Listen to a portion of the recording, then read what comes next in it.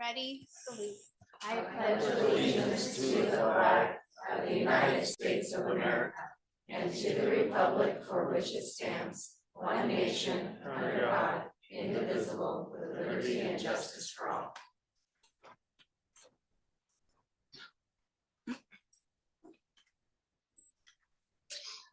Good evening. There was no action taken in closed session, and I'm going to turn it over to Lois for our presentations. All right. Thank you very much. We have Valley Oaks Elementary School choir students and music teacher Omar and Zolua. I think they're trying to make their way through.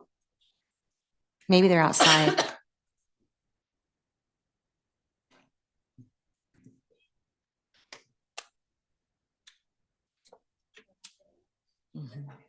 All right.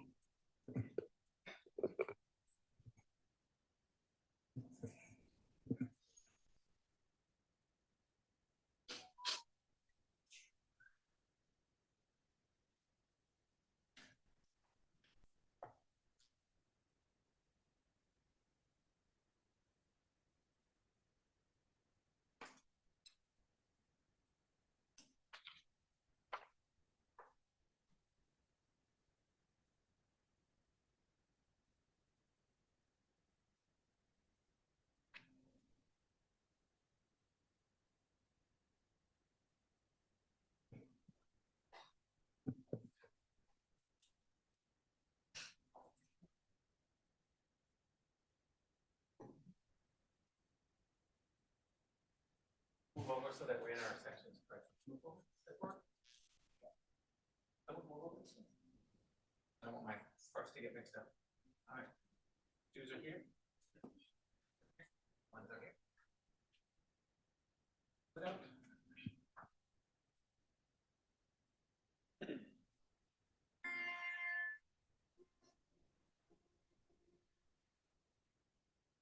All right, we're going to be singing a song that we learned about for African American History Month. It is a song that was sung by enslaved people dreaming of a brighter day, a brighter future. It's called Yonder Come Day. 1, 2, 3, and. Yonder come day, day, yonder come day, oh my soul, yonder come day, day is breaking, sun is rising in my soul, yonder come day, day is breaking, yonder come day, oh my soul, yonder come day. Day is breaking, sun is rising in my soul. Yonder come day, yonder come day, oh my soul. Yonder come day, day is breaking, sun is rising in my soul. Trees are green and the air is clean. In my feet, I'm on my feet, I'm free of mind. Walking that road, feeling fine. Yeah, yonder come day, day, yonder come day, oh my, yonder come day, day, sun is rising in my soul.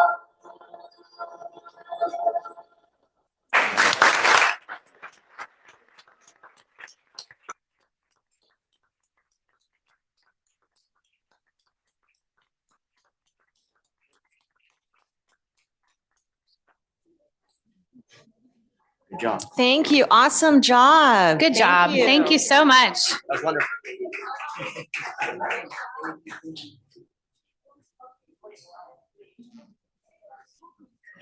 And thank you, parents, for coming out tonight and bringing your students.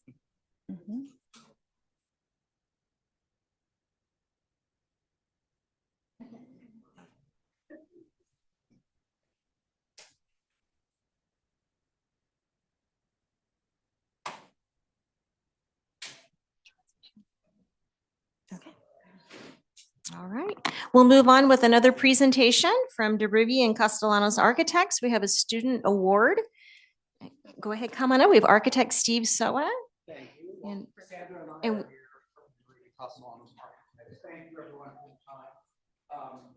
My name is Oh, Steve can you use the Steve, do you wanna microphone go- you actually can right use over the there? microphone there. Thank you. So I have to start over, huh? My name is Steve Soa. I'm a principal architect for DeRuvi Castellanos Architects. Our office is not far from here in Stockton. I'm here with Sandra, who's taking pictures. But we give out an annual award to a student that's deserving. We call it our technology award. This year, we're giving out an iPad, so to Wow. the deserving student. But it's given out to a student that's selected by the school district that shows passion for education, that has the drive, that's not necessarily the best student, but someone who shows a lot of enthusiasm for education and wants to go on. And so, can I announce the name? Sure, absolutely. I don't this- know if Principal Grooms, if she wanted to say This year, something we about are our, giving this our award to student or? Lucas Placencia.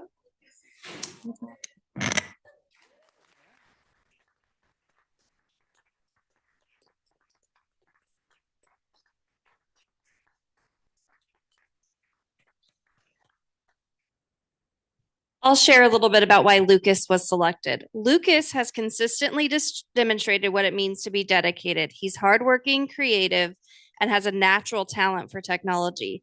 His technology teacher says he's been taking the initiative to teach himself how to code when he finishes the assignments. And we really want to help inspire that curiosity and that drive in him. So he is very deserving of this recognition. Very good. Good job, buddy.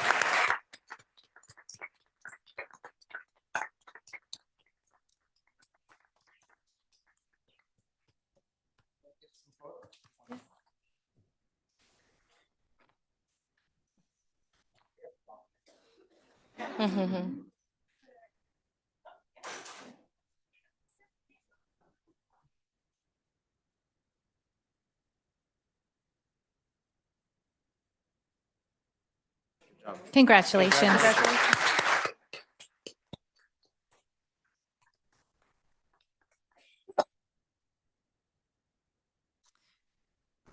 Ready for board meeting Okay, protocol? yes, I will read our board meeting protocol to get started. Our meeting's being recorded, open to the public, and being broadcast live through Zoom.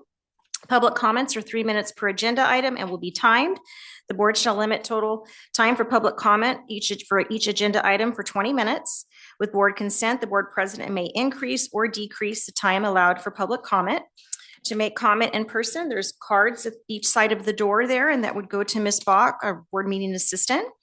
Email public comments can go to the superintendent email 24 hours before the board meeting. They'd be posted to the website. We have one email public comment that is posted to our agenda on the site. And board vote and connectivity, each motion will be followed by a roll call vote for action items. Should a board member attend the meeting remotely, lose connectivity, we would delay by 5 minutes, and regular board meetings shall be adjourned by 10:30. Thank you. First, we have public comments for topics not on the agenda. So I have Malia Anderson first.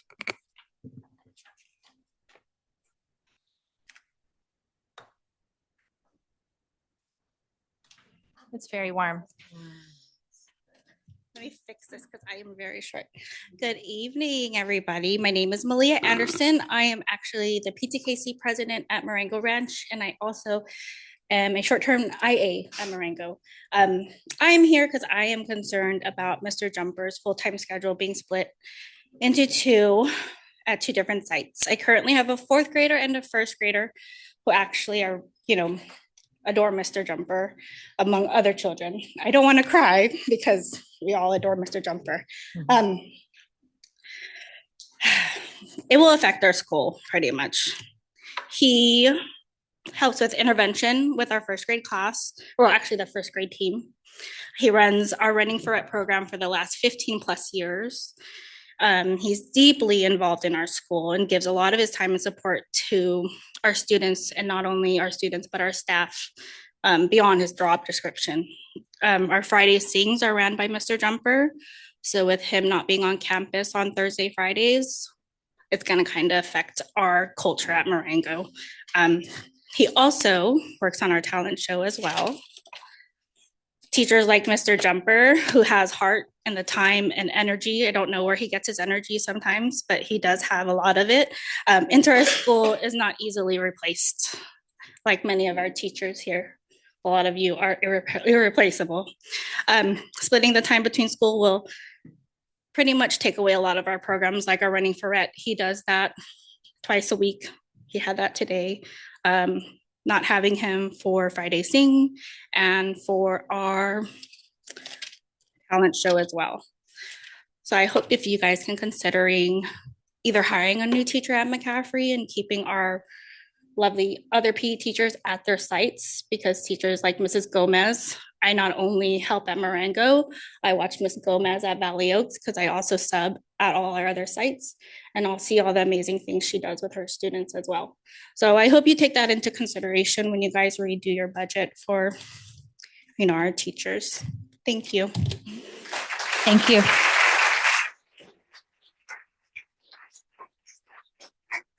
Next, I have Christy Burnell.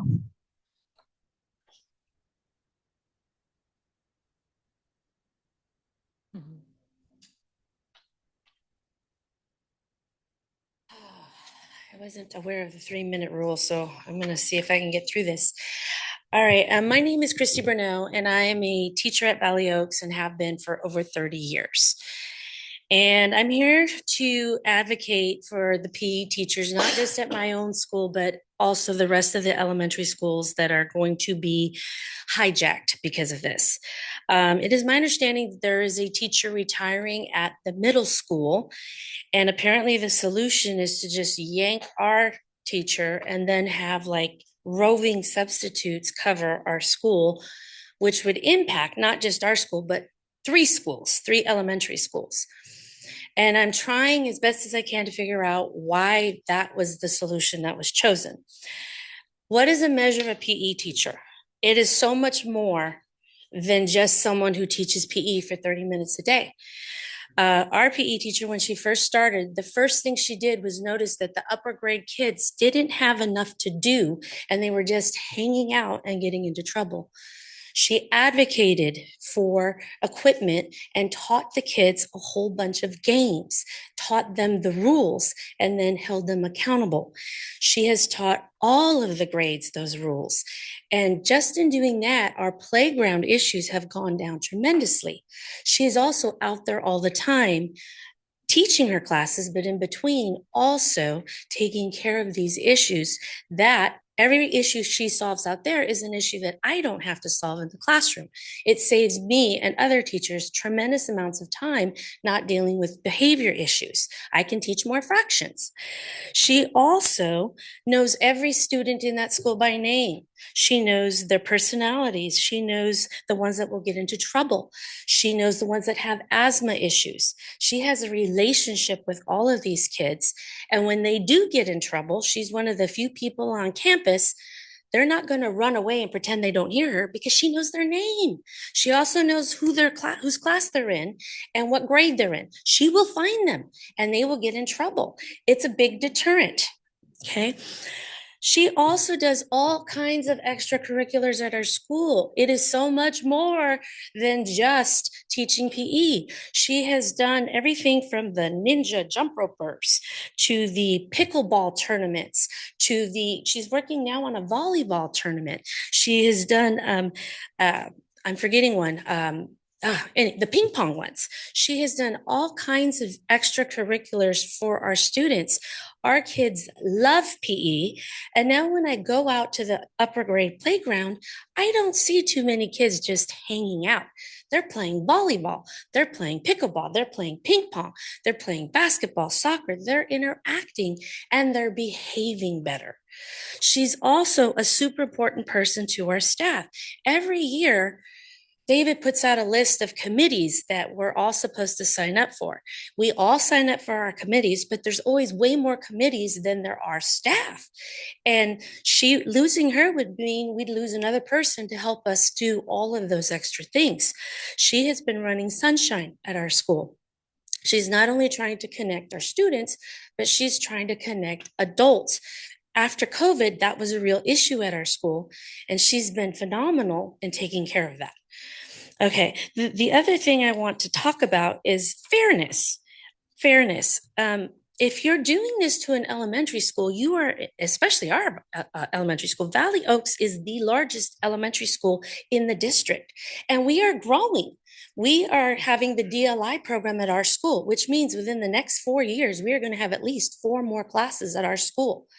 The last elementary school that should be having a roving sub for a PE teacher is us. We've got a huge campus. I think your time is up. I think we didn't time. If you could just finish real, the next 10 seconds, that would be great. 10 seconds? 15. Can I have 1 minute? 1 minute? No, we need to move on to other comments. We have Okay. more. Okay. Anyway, the impact at McCaffrey would be 1 grade, 1 year, 300 kids, and there's another PE teacher there to help. The impact at the elementary school would be over 1,000 kids every year. As a parent, which would you rather see? Okay, would you want your kid impacted 1 year, or would you want them impacted all of their elementary years? The best solution is to just replace the teacher. But barring that, what makes the most sense is that the school that takes the hit is where the school that has the vacancy, which is McCaffrey. Okay, thank you. Thank you. Thank you. Okay.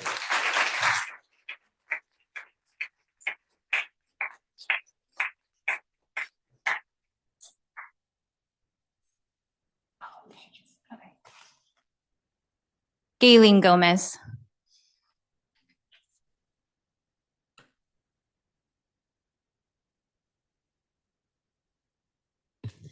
Good evening. I want to say that I started today with a 3-page letter. Wasn't going to make the 3-minute mark. Then I went down to a 2-page letter.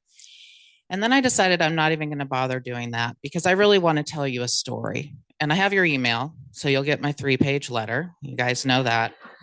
So I want to tell you a story, and I want to tell you a story about a kid who's in one of the classes that I service, one of my special ed classes.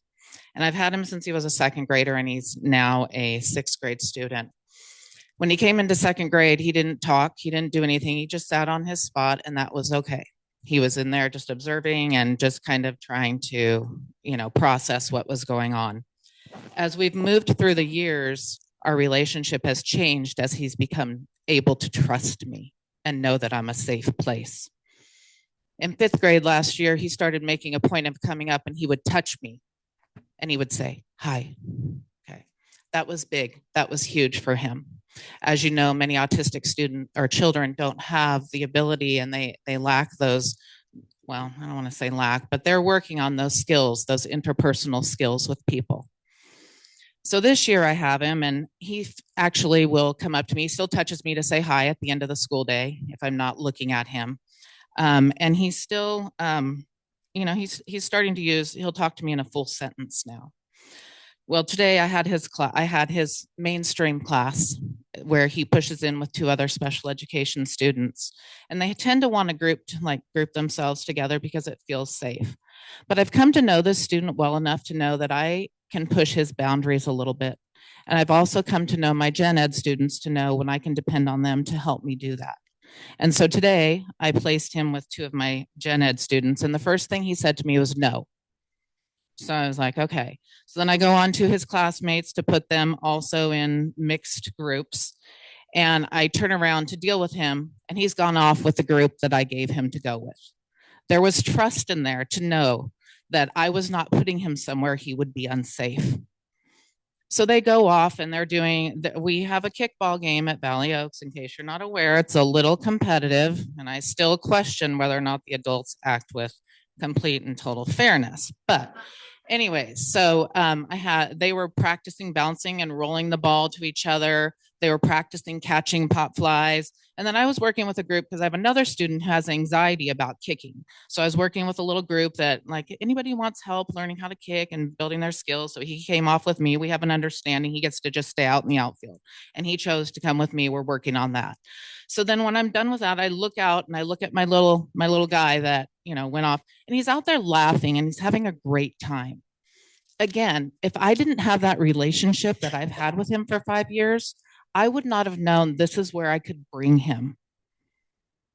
And that's not going to be the case. And that's not going to continue if we see the schedule piece parted together with different teachers servicing different sites. Anyhow, like I said, I talked to him at the end and I said, I really recognize, I heard you tell me no.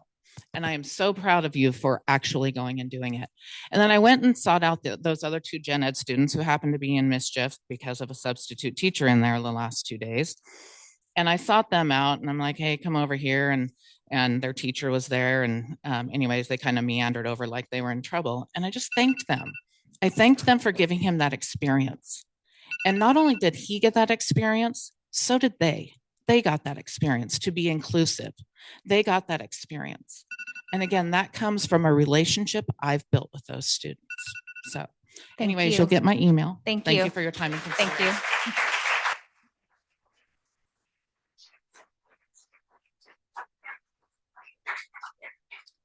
you. Ariana Aguilera.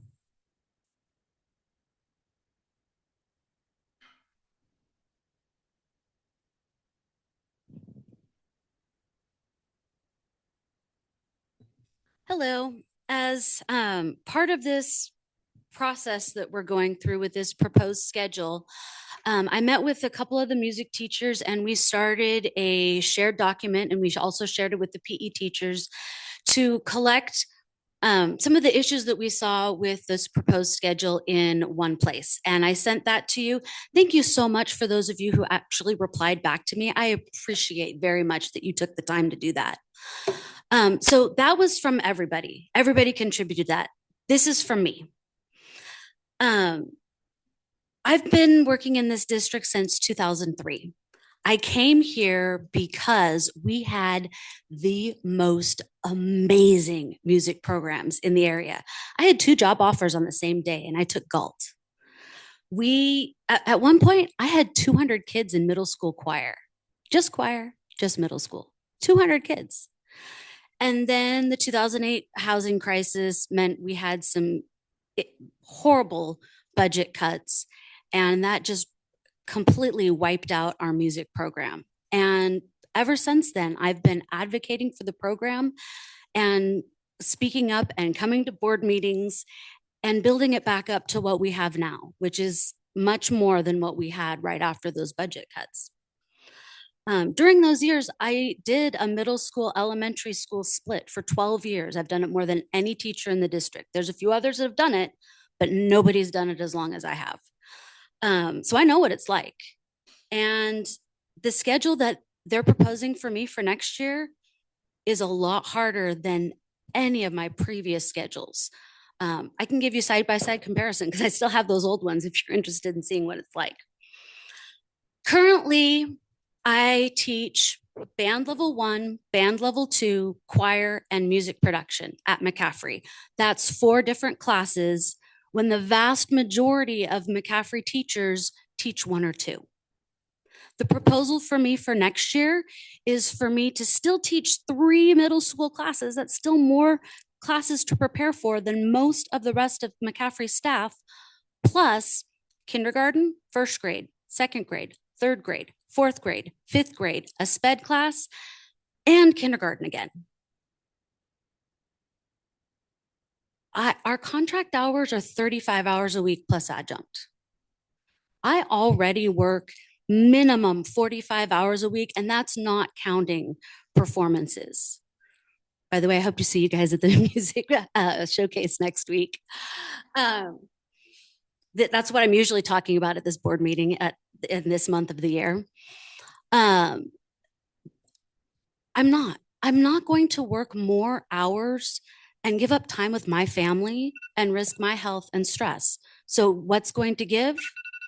My instruction. Do you want to push us teachers to the point where we're in a situation where we have to cut corners to save our own health and mental health? Thank Because you. that's what the schedule does to me. Thank you. And we have Please we have reconsider more. it. Thank Thank you. you.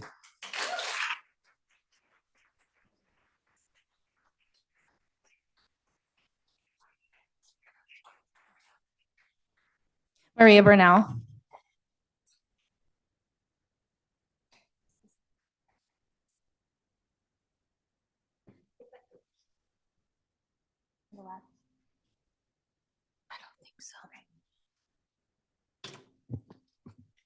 Good evening. I'm actually not here as Maria Bernal. I'm here as Lupe Bernal, a parent. Good evening. I'm not here to ask a simple question, is all I'm asking. How does it make sense to make cuts to people who work directly with the students? Our classroom staffs, while at the same time, cuts are being left and right. And yet you are hiring more positions like TOSA positions. Every day, we are told that there is not enough money. We see hours are reduced, positions are cut in the classroom, and the classrooms are stretching thin. Students lose support and staff are expected to do more with less. Yet somehow there is funding available for positions that are not directly in the classrooms. This sends the wrong message that people working face-to-face with our students are not a priority. But we know the truth. Students succeed based on the teachers and the aides that you see tonight. You need to support these teachers. You need to support and get more help in the classrooms because they're the ones that work every single day with the students. If there's resources to hire, then they should go where they matter the most, directly to the students, not to the positions that benefit the district and you board members and the superintendent. Thank you.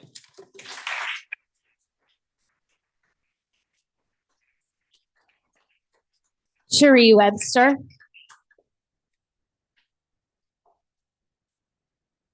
Cherie Webster.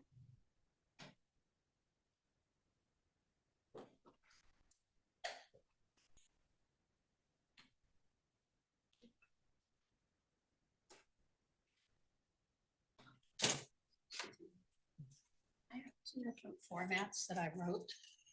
So I have copies for almost all of you. If you guys want to have a copy while I'm talking, maybe a couple of you can share. I do want to say one thing. Our kids deserve the very best.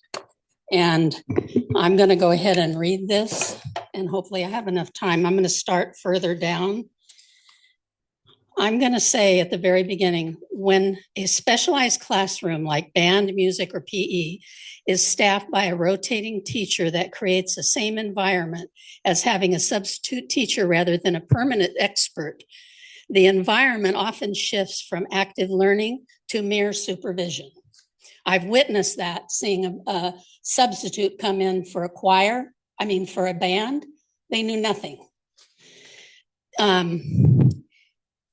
It would be very difficult for a rotating teacher to learn the rhythm of a school environment or each child's uniqueness.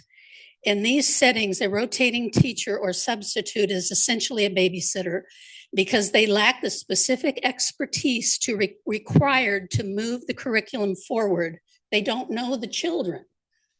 Teachers need to know who the children are and their uniqueness. And as a matter of fact, if you have a child with anxiety or ADD or any of those, they're going to fail when they have rotating teachers. Since the school receives funding for each student, I am asking the board to ensure these funds are used to fill every vacancy with a permanent educator. Our children deserve the consistent environment where they where they are not at risk for lower test scores or academic setbacks due to staffing gaps. Now, I'm going to move forward here because I do want to share this up to the third paragraph. I have seen the power of consistency firsthand in my grandson's band class. He's actually at Lake Canyon Elementary, but he also is in your other program for learning at home. So he goes to school for certain classes and does the rest at home. And I need to tell you, that's an excellent program. Don't ever give it up. He is way up here academically. He's reading at a 10th grade level. But anyway, I want to read this. Children, particularly those, wrong run. I have watched beginning, I sat there every time he's at class in a beginning band class with students who have advanced in just 2 months from beginning band to advanced band. This success is due to the teacher's unique ability to manage a room full of children with different instruments and learning their styles. The same teacher has advanced the school choir tremendously under this direction. He's going into 6th grade next year. I'd like to see all these kids still have the same teacher, not be bounced around. And you can read the rest of it and I will email it to you. And thank you for your time. Thank you.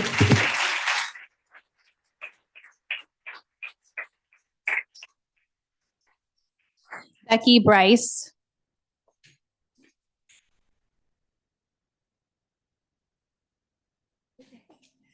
Hello. I would like to start off by saying thank you for being here and listening to us. I am here to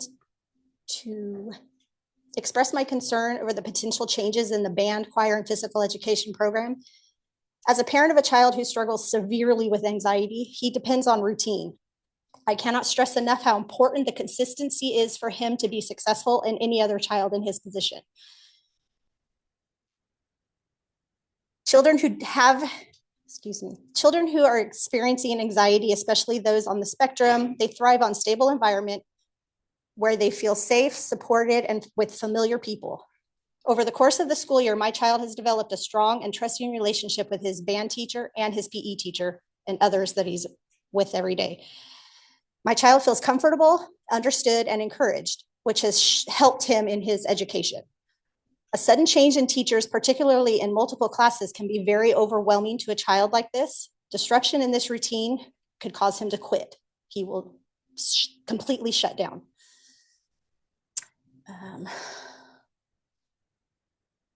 However, I respectfully ask that you guys take this into account and the importance and consistency for students who rely on it. If at all possible, please maintain the current band, choir, and PE teachers that are in place. And again, thank you for your time. Thank you. Sorry for mumbling.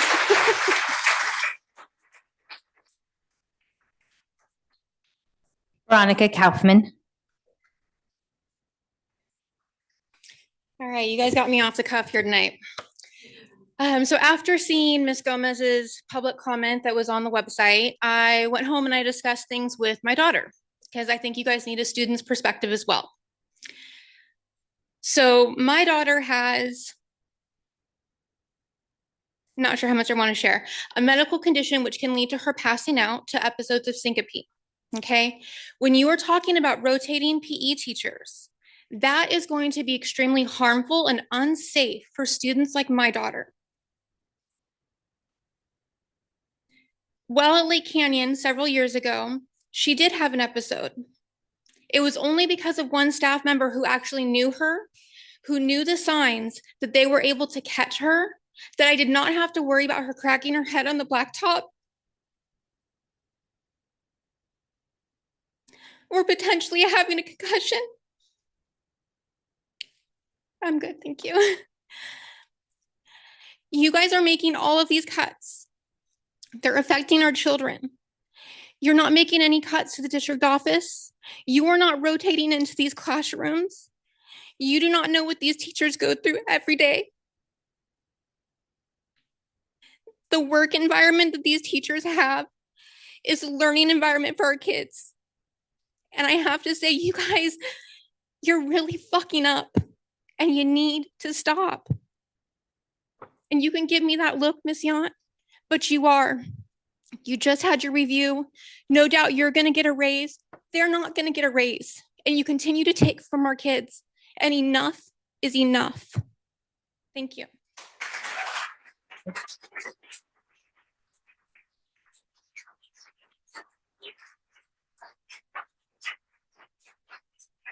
And Tracy Watts.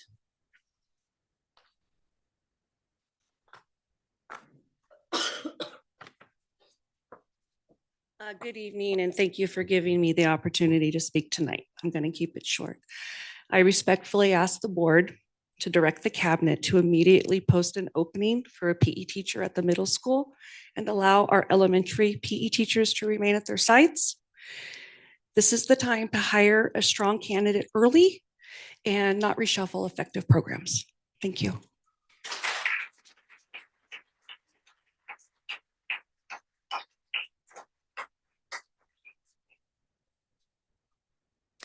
Hilda Jimenez. Hi, my name is Hilda Jimenez, and I am a constituent. I live in the city of Galt, and as a concerned citizen, I don't have any children here. I don't have any friends that are teachers here either, but I have grown up in a community that lacked music resources, that lacked teachers, that lacked board members that did their job. We lacked people with some type of integrity that backed up their schools, that backed up their teachers, the parents, the students. Excuse me, ma'am. I'm talking to all of you. It's important that we think about these children that will be sitting in your seats one day. It's important that we give them an opportunity to have consistency. Rotating teachers for a substitute is not appropriate, just like it would not be appropriate for me to come in and rotate for one of your seats.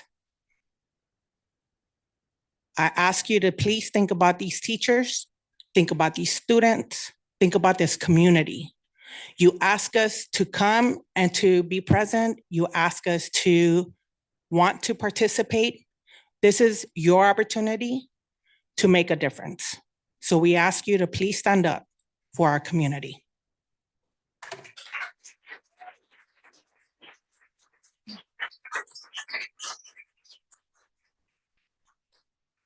So that's all the public comments that I have. So thank you. I appreciate everyone coming out and expressing your opinions and telling from your perspective. So it's, so thank you, truly. Do we have anything, any questions, or when you're ready to move on to the next topic? Okay. Okay, so we're going to move on to H, which is reports, and LCAP Goal 1. All right, Stephanie Semenich, Director of Curriculum for District Reading Assessments. Okay, good evening. I'm going to start by just introducing again the district reading assessments for winter. They're administered 3 times a year. This is our second administration of the multiple assessments that children take in kindergarten through their 3rd grade classrooms. There are also students in 4th through 6th grade that take the assessment if they score below the 40th percentile on the MAP assessment. Part of our LCAP goal number 1 includes the increase of the results of these assessments by 10% each year, and the growth is measured from spring to spring. The data set included in your packet reflects the overall results for the percent of students who met all of the second trimester reading benchmarks. And so the first set of data is the table includes the district and all of the sites and the percent of students in grades kinder through 3rd who met or exceeded all of the second trimester reading benchmarks. And then if you would just slide up just slightly, just wanted to share with you the growth that the elementary primary grade levels have made. Again, there are different assessments in every grade level, and fluency begins in spring for 1st grade and continues through 3rd. So you'll see 1st grade currently moved from the 61st percentile to the 70th percentile of the students who are meeting the benchmarks. So they had a really nice increase. you can see the color coding shows their spring 2025 baseline. So their end of the year goal is 80% of the students will meet district-wide. That same pattern follows for each of the following grade levels.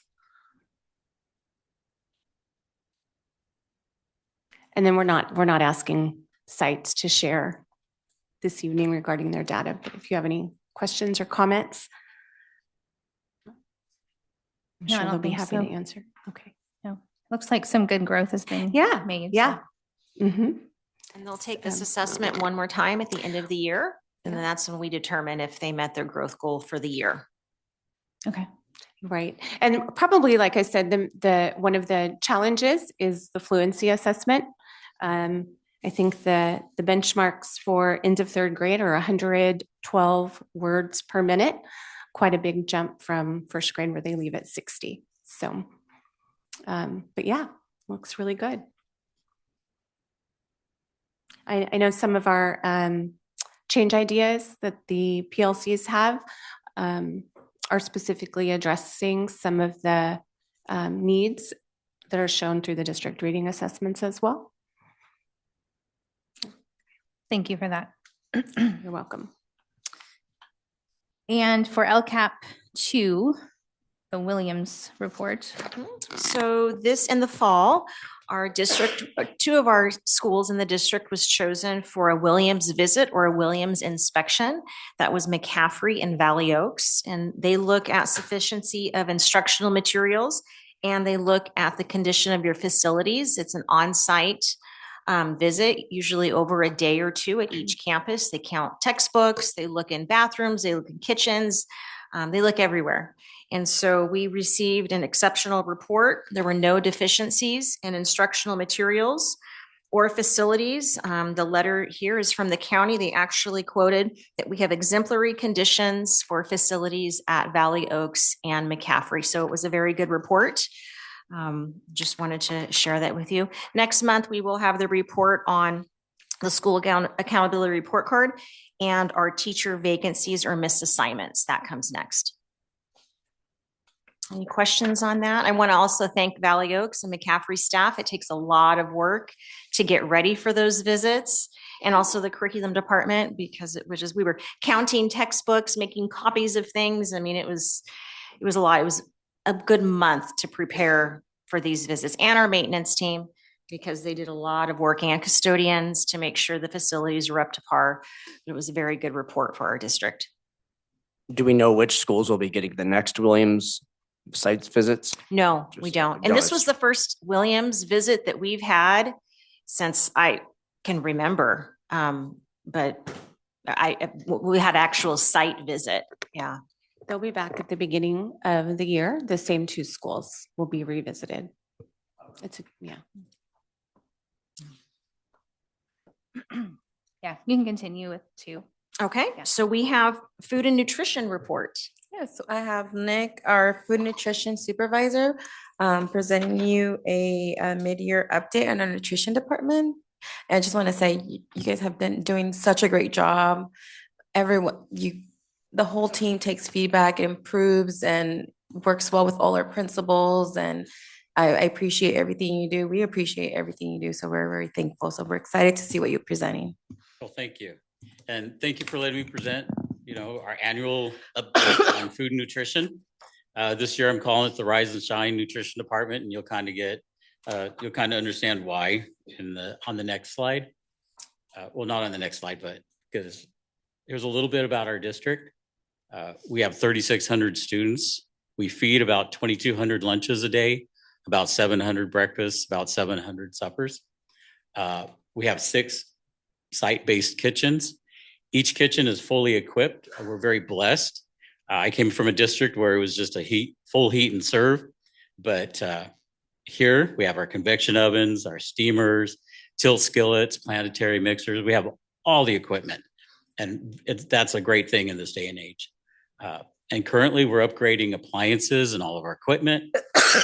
We have 29 food and nutrition team members, including myself.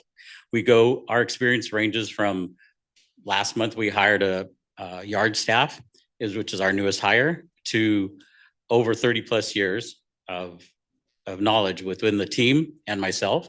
I actually started in the 1900s.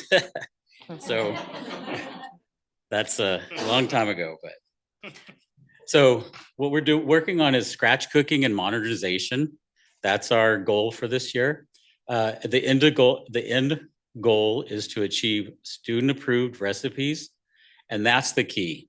Student approved recipes that are scratch made, eliminating ultra processed items and eliminating unwanted ingredients. And it's all about student approved. We can make everything, but if it just ends up in the trash and my staff is frustrated and I'm wasting money, then it's just futile.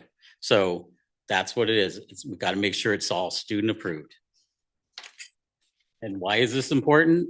Because we can do better. We can do better than what we currently are. My motto, my whole career has been, if I wouldn't eat it, I'm not going to feed it to, if I wouldn't eat it or feed it to my daughter, I'm not going to feed it to your students or the children. And I tell my staff the same thing. If it doesn't look right, if you burned it, if it's dry, if you don't like it, we're going to do something else. So it was time for me to put my money where my mouth is and get rid of our Wednesday breakfast pizza, our heat and serve pizza that the students love. And I've tried many times to get rid of it, but I took a new approach. And so with the approach, that I took action steps. So first I did training with the staff. We've created recipes. We've got new equipment. This is my sauce and threesome. They're a team that are working together, developing recipes, doing taste tests, learning how to do things. And then they're also going in and training other staff members. And so it's really developing key team members that can replicate the process over and over. One of the things I've done personally is I was part of the Chef Ann Fellowship this year. It's a 13-month program where I went all over the country. I learned recipes. I learned, I'm sorry, let me back up. It was a competitive application process, and there's only 28 of us that were in the cohort. We visited different sites, learned different techniques, networked. We learned procurement, team building, food safety, staffing techniques, and menu development. I had a capstone project that was the Rise and Shine Pizza. So this is what we're working on now is we've created a from scratch 7-ingredient preservative-free dough that we're making on site. It's 51% whole grain. And then we've purchased one dough sheeter. Well, we purchased them all. We haven't gotten them yet, but it's going to be replicated throughout all the sites. And the dough sheeter, it actually makes the pizza dough into the sheet. We'll be able to use that for breakfast pizza, for calzones, for lunch pizzas, for all kinds of different things. So that's what we're working on. This is the breakfast pizza on the left. It was the old heat and serve pizza. On the right, that's what we're doing currently is our breakfast, our scratch made Rise and Shine pizza. I wasn't going to put that picture in there because the tray looks dirty, but then I realized it's the cornmeal. And that's one of the key things. We're grating our cheese from scratch because pre-shredded cheese has cellulose in it, which is wood pulp or cotton. And so it doesn't clump. So we're shredding our cheese, we're making our dough, and then we're using cornmeal. So it's like a 3-step process, and we've changed our sauce as well. It's a very simple, clean sauce, and eventually we'll hopefully make our sauce. But that's where we're at with that. We did taste tests. One of the students said it was an exquisite taste on my palate. It was great. The other one said this pizza should be the breakfast pizza in my school, which it is. That's where it's at. And even the students that didn't like it, they still appreciated that we're asking their input. It's staff that we talked to them about it. They liked par baked pizza crust better than the regular pizza crust, which is basically we're cooking the pizza crust before we dress it. And they said it tastes like it has more of the herbs, but the students really don't care about that. So it just depends on which application we're going to do. Like I said, the student reviews, there were 67% of the students liked all three categories. 28 would change one component and 5% didn't like it all. And most of the time there's some students that just don't like breakfast pizza, and that's how it is. But students do come back and ask for seconds. These are some of the recipes going on to recipe development. You can see this is like a Mediterranean garbanzo bean and feta cheese salad, something that we would all love to see, and your students are getting that at the sites. We've done Italian pasta salads. We're making pico de gallo. We've done chili verde bowls. We've tested buffalo chicken mac and cheese. It was delicious. We took our heritage macaroni and cheese recipe, added some other ingredients to it, and that's what's coming out. So if you have students, they may come home and said, I tried this today. I tried pickled vegetables. I tried escabeche. I tried all kinds of different things. We're rolling them all out. For next year, I'm working with the high school district to kind of work with some recipes. We're looking, so we have some continuity from what we're cooking to what they're cooking. And we're going to combine with a pozole recipe, broccoli beef recipe, chicken tinga recipe. We're going to change our breakfast menus for next year. I'm going to try something different, build your own breakfast bars. So on Monday, it's going to be items like waffles, pancakes, where the students can come in and pick which ones they want, what kind of meats they want. Tuesday, it's going to be a combination of yogurt and oatmeal bar where they get to pick their fruits, if they want vanilla yogurt, strawberry yogurt. Wednesdays, we're going to do a variation on pizzas. Thursday, we're going to do skillet bars where it's different kinds of eggs, different kinds of proteins, different kinds of grains that they get to pick. And then Fridays, we're going to do bakes. So French toast bakes, different kinds of casseroles. Some of the staff said, don't use the word casserole, you need to use the word bake. Great. So I am getting over using the word casserole and learning to say bake. Mm-hmm. We have upgraded kitchens, our equipment at 6 of the schools. We've gotten rationale combi ovens. We're still in the process. We've gotten Avario tilt skillets, and they're energy efficient. They cook better. Combi ovens are a combination. They replace steam steamers because they can cook full steam, they can cook full convection, or a combination in between. For example, we've learned when we cook our grilled cheese, it only takes 2.5 minutes to cook them. So the staff is able to, right before the students come in, cook those grilled cheese off, and they're beautiful, golden, everything's melted, and serve it right away. Just like all the other things, we're serving it really quick. And just a side note that we are spending money, but a lot of people don't understand that cafeteria fund is from Fund 13, which is a separate fund from the general fund. So we do not infringe on this general fund. When I started here 10 years ago, we did. We now are in a spending plan. So the state says that I have over 10 months worth of funds, and we're legally only supposed to have 6 months. So I have to spend money. And the way we're doing is by investing in my staff, investing in better foods. We brought on boar's head meats. We brought on new equipment. So yes, I'm spending money. And even a lot of district people come to me and talk and say, you're spending money, but it's a totally separate fund than the general fund. So it's completely, I'm self-funded. I get my money from my reimbursements, from KIT funds, from grants, and things like that. So and so we're using it. We got our dishwasher grant. You can see on the left, that was one of our old dishwashers. I upgraded all the dishwashers to the Hobart AM16. The T stands for tall, so the staff can slide their trays in without having to load it inside. They're energy efficient. They are water efficient. We are reducing chemical sanitizers as a sanitizer, so they're all heat sanitizing. So that's the good thing for that. And that was all a grant that I got last year. We were able to replace new walk-ins at Marengo Ranch. We had a leak issue between the walls and on the floor, and we had to replace them. So we were able to do that this year.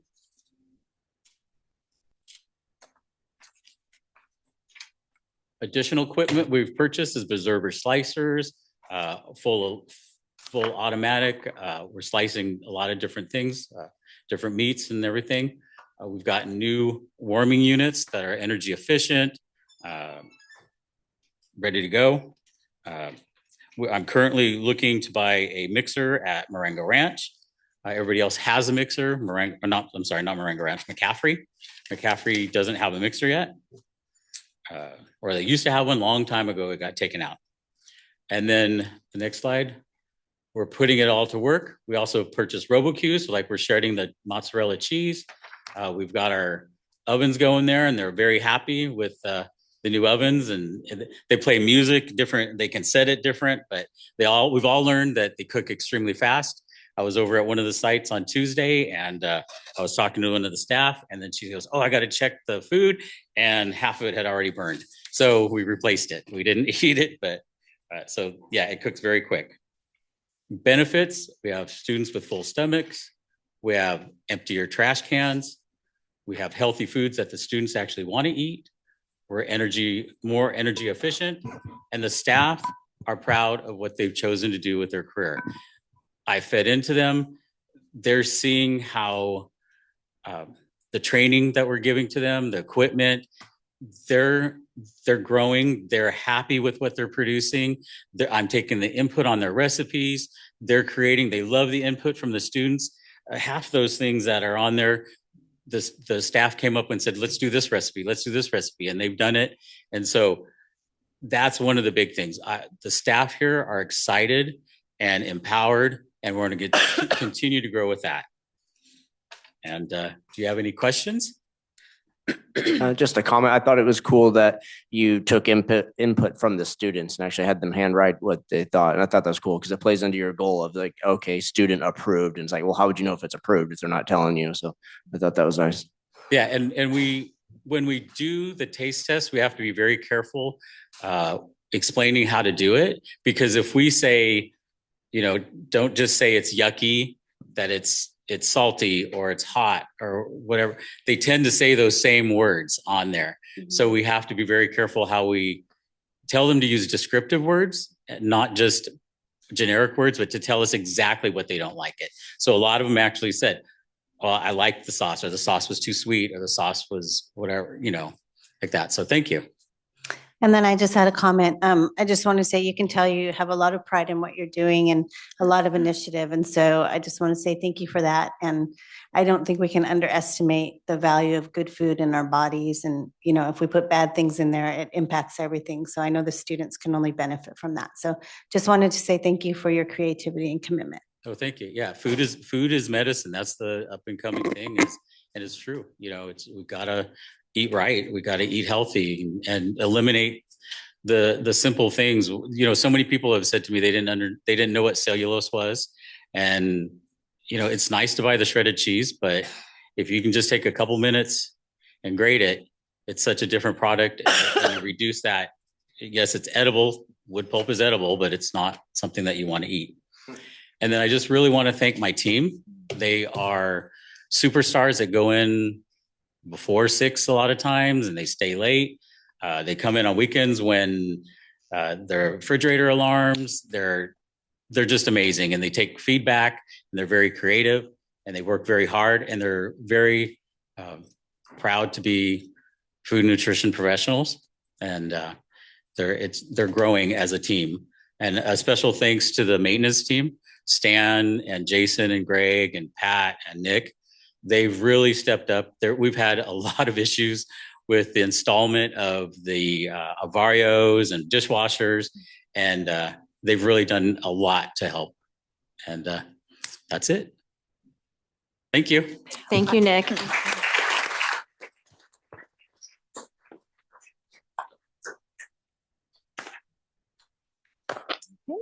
We'll move on to security and safety updates. This has been a pending agenda item for a couple of months. We have Kuljit Naidar will start it. We also have Officer Walters with us tonight as well. I have a guest speaker today too, but yes, so thank you, Lois. Based on the board's request, we would like the opportunity this evening to share with you practices we have in place to ensure a safe learning environment. School safety, quite is it? There's, yeah, we'll get the PowerPoint up here.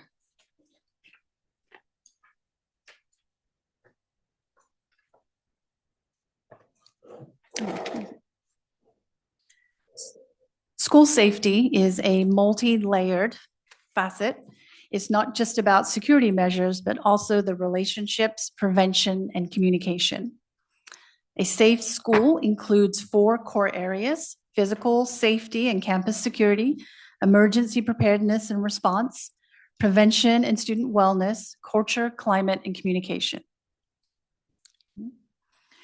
We have strengthened our campuses with layered security measures. We have fencing and locked gates to control access. All campuses have camera systems to monitor activity. There are visitor check-in procedures to ensure accountabilities, and all of these practices help to prevent incidents and maintain awareness of who is on campus at all times. We regularly conduct drills so staff and students know exactly how to respond in emergencies. We have fire drills monthly, lockdown and shelter-in-place drills that are conducted once a trimester.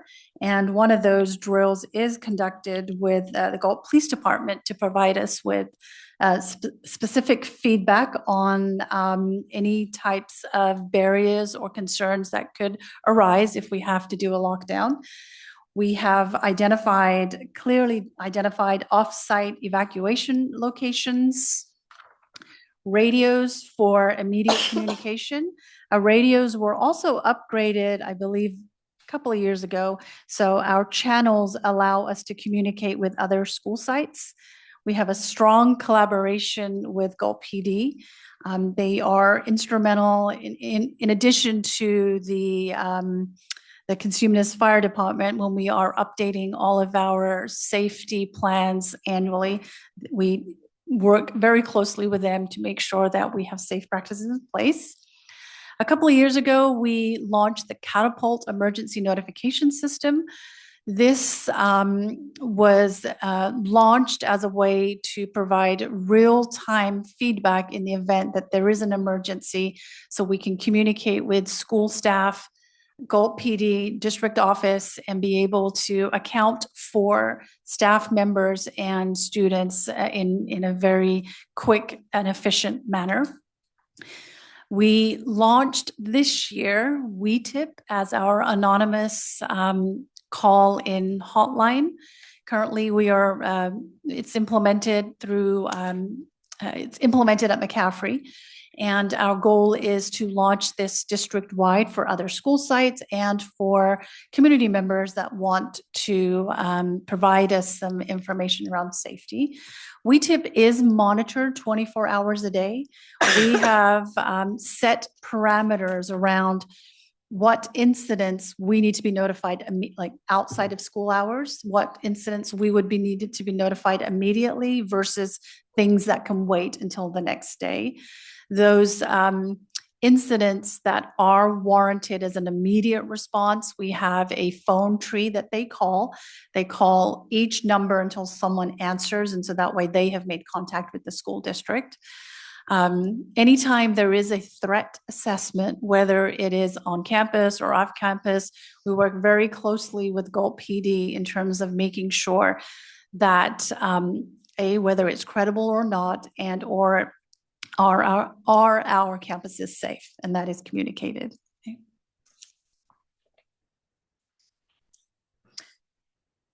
Prevention is one of our strongest safety tools. We support students through our school resource officer, our counseling staff. We have SCOE, and that the counseling staff has grown over the years to include the SCOE mental health clinicians. Each of our school sites has different tiered systems to support positive behavior. We provide social emotional curriculum for all of our students, pre-K all the way through 8th grade. So really kind of working with students on appropriate social skills and emotional regulation. All of our staff have the mandated trainings that we do at the beginning of the year. We've also required these for our there's mandated trainings for our volunteers. We have student supervision through our yard supervisors and crossing guards, in addition to health office requirements for emergency supplies and AED on the school campuses. So in totality, these are things that we have in place to be able to support a safe school environment.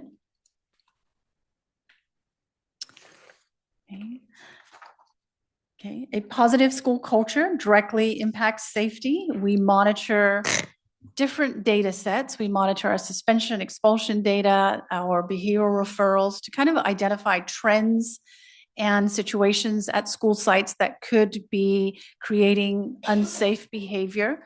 We also are in the midst of the California Healthy Kids Survey, and that also helps us to look at what are some gaps on campuses that could be safety concerns.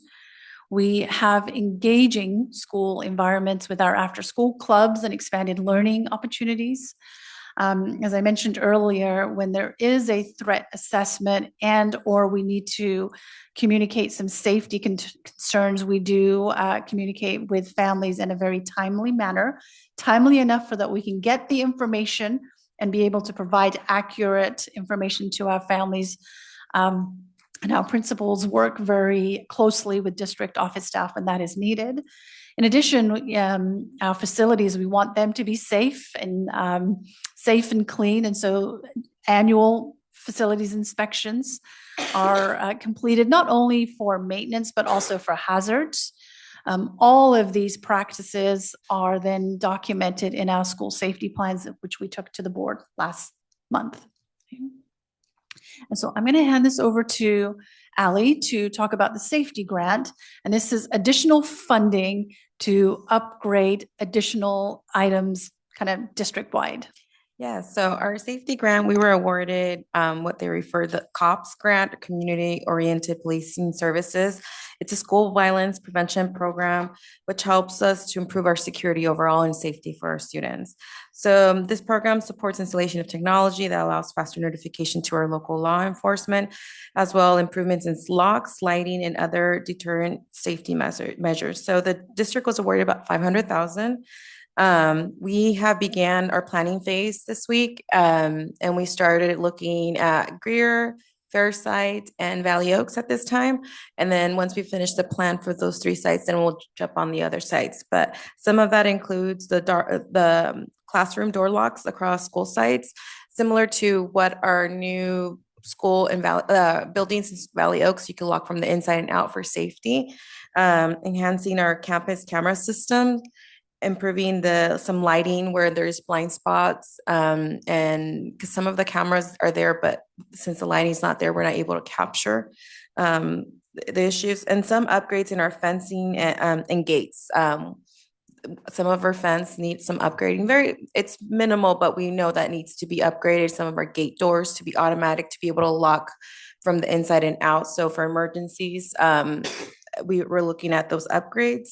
So we always our intent is to strengthen our campus safety and provide more of a secure learning environment for our students and staff. So this is such an amazing opportunity to be able to do that and provide that ease to our community and our parents and even our employees too. So this is exciting. I like doing this part.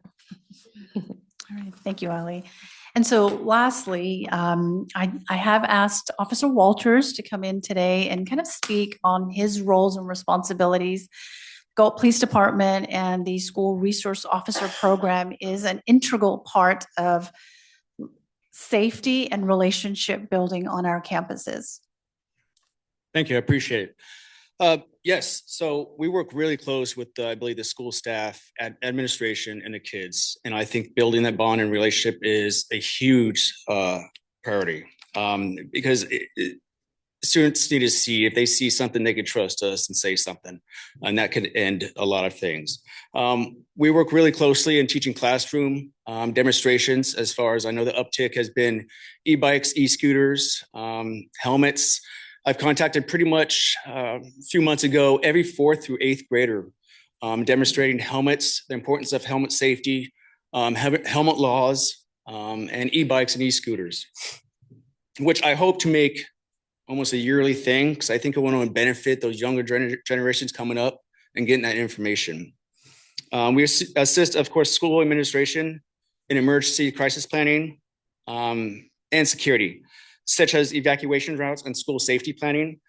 We use CCIC, and if you want more information about this, I'll be happy to share. We are able to do it as well. It's always nice to have outside help, but it stands for California Critical Information Center. They come on school grounds. I think we did McCaffrey, if I'm not wrong, I think last 2 years maybe. They come out and evaluate school sites on major security issues as far as natural ladders, which could be a tree on the roof where students can get up, those push bars where students can reach over. So that's always open for each school site. We generally like to do it on winter break or spring break with kids not in classrooms. Number one, we like to be visible within the school. It is a deterrent. I just wish there was more of us. My primary school is McCaffrey. I try to make my time, reasonable and be at every site. Unfortunately, making a schedule is really difficult. I found out to dictate a time on, I'm gonna spend this time at Valley and this time at McCaffrey. I do get pulled away. We conduct home visits for a variety of reasons. Kids all of a sudden don't want to go to school that's been going to school for months, have straight A's. There's, of course, some underlying issue comes to bullying or friends or lack thereof. So we talk to the students, and even the parents are receptive. So that goes, I think, a long way. You got to be real on school campus. They'll see right through you. You got to be human. Talk to them. I let them know, hey, I have 3 kids. I know it's not easy. All that good stuff. If you be open and honest with them and real and build that relationship and don't make it fake, because they can read straight through that. And I think both myself, Sergeant Slater, and Officer Juarez are good at that. We build these relationships with school administration, students, and it shows. We handle a wide variety of calls. If I would go through the list, I would be up here all night, and I don't want to take your guys' time. But some of the calls are unauthorized person on school grounds, domestic violence restraining orders, custody issues, of course, are high within all schools.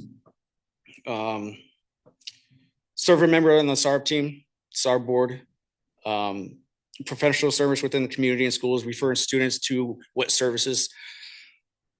Crime prevention within students. We have developed, I think last year, we did a vape student information, parent information night on vaping, sexting, information on internet. Maybe some kids don't know they shouldn't post some things, kind of educate them on why and why that could come back later in the future. But of course, overall, our number one is provide safety and security for not only students, but students, school administration staff and their parents. That is our number one. And I would hate for anything to happen to any kid on this district alone, anywhere else. So you guys have any questions for me? I appreciate everyone having me. Yeah, I did 2 comments. Is one, I was talking with a teacher recently at McCaffrey, and she was informing me about WeTip, and you mentioned it earlier, and how it can be used anonymously for bullying as well. So like if there's bullying going on, but you don't want to tell the teacher, you don't want to be the rat or whatever, like you can put it in WeTip and it's anonymous. And so I thought that was important. And then also as far as all your outreach you've been doing with electric scooters and whatnot, I think it's been really, really good. Like my kid's been coming home in school and me, I'm like, that's illegal. Like you can't, like, I don't know. So like it's actually had very good reach and impact. And thank you for your service. And I really love seeing you on campus. Thank you. I appreciate it. Thank you, sir. Yeah, I think it was I who had asked for that safety report. So I was very thorough and very helpful and informative and reminded me of things that I had forgotten or put to the back of my mind. So thank you. And I also have noticed a decline in the amount of e-bikes and well, it's not that e-bikes are illegal, but the e-scooters are for kids under 16 who don't have a driver's license. And then of course the helmet issue, I've noticed a downgrade on that. It's not gone, but I think the involvement of the officers and the education piece is really important. I think parents buy their kids stuff. They don't always know, what is right or legal for their kids. And then of course we know kids just go and ride off without their helmets. And I just appreciate what's being done because the injuries are so terrible. I mean, it's not like a regular bike or a scooter. It's faster and you've got pedestrian versus that or whatever. I think someone was killed in Davis not too long ago. And I just would hate to see that happen here. And so I just appreciate the focus on that. I appreciate the city kind of fast tracking the ability for them to cite or pull over and educate kids and potentially cite people for repeat offenses and just for their speed on that. So thank you. I appreciate it. Thank you. And then I just had one comment because I just learned this the other day because I crashed on my bike and had my helmet on. Otherwise, it would have been really bad. But I just learned that if you crash on your helmet, if you crash, you need to get a new helmet because it's compromised, 100%. which I never knew that. So Same I have a with new the- helmet now. Same with the child safety seat. Yes, But I do want to yes. bring up that I think what the schools have done to reach out to the parents as far as sending information, because even first when e-bikes, e-scooters all came out, I was surprised. Is so much information, class 1, class 2, class 3, and then e-scooters, and then e-motorcycles. I was kind of blown back. So that information that schools sent out to each schools, I think really helped out.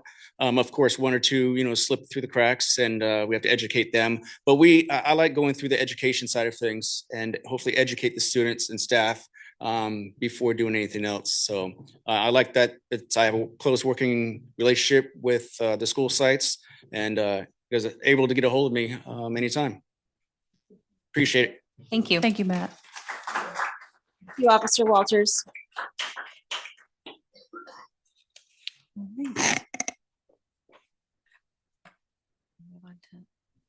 Okay, other reports. Okay, yes, I will start with School of Choice. So our School of Choice requests were open. They were open for the whole month of February. We did receive 64 requests to go to a different school besides their home school. Most of those are coming from kindergarten, and the breakdown is there for you by grade level. Fewer requests this year. I think last year we had closer to 100, so not as many for School of Choice.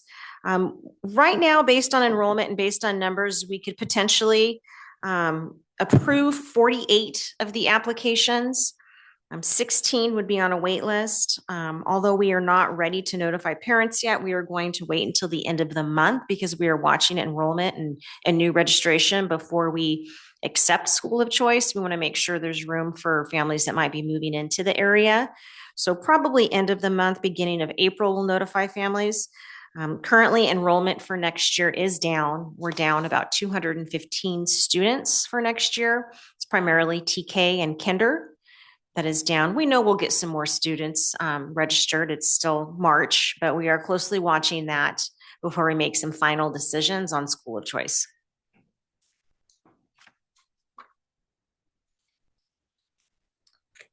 Thank you. And school calendars. School calendars. I will report for Fair Sight. Mrs. Marquez is not with us tonight. We'd like to invite you to the Family Art Night on April 22nd at 5:30 at Fair Sight Elementary. And then we'll move over to Lake Canyon. I think Ms. Gutierrez. Yes, thank you. At Lake Canyon this next month, we have a lot of fun sports events and field trips happening. Girls volleyball will be starting. Then on Friday the 10th, our Bright Futures Learning Academy, which you heard a little bit about tonight, is going to the Aerospace Museum. Very exciting. 6th grade on the 14th will be going to the Stockton Ports. On the 20th, 5th grade will be going to the dairy. And on the 24th, 2nd grade will be going to Cal Waste. All right, great. Thank you. Marengo Ranch, Ms. Dunkel. Good evening. So we also have several field trips next month at Marengo.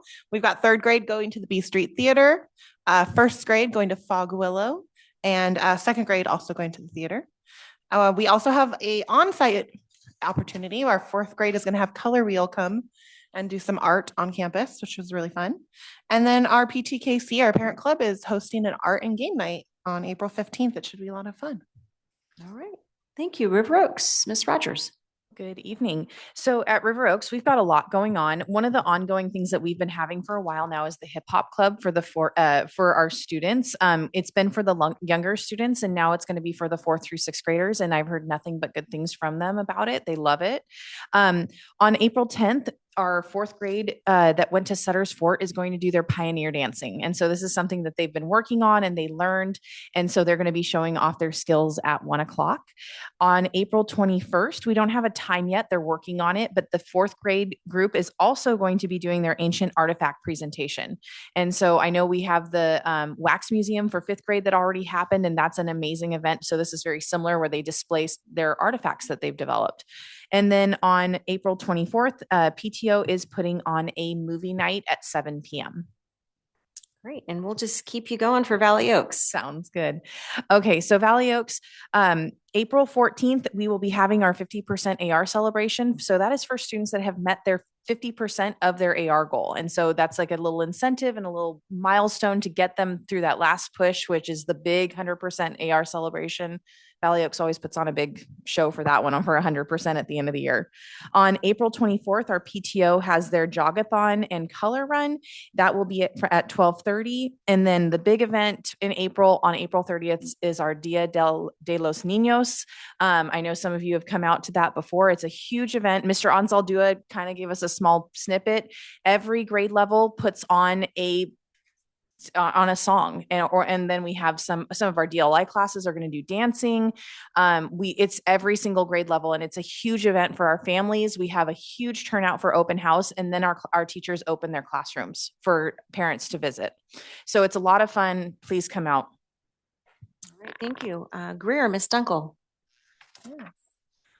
Before I forget, next Tuesday, actually, Marengo's having their Readers Challenge. It's a tradition that goes back to when Marengo first opened. I was actually one of the first participants. So if you want to come out next Tuesday, it should be a lot of fun. I'm really looking forward to being on the other side of it this year.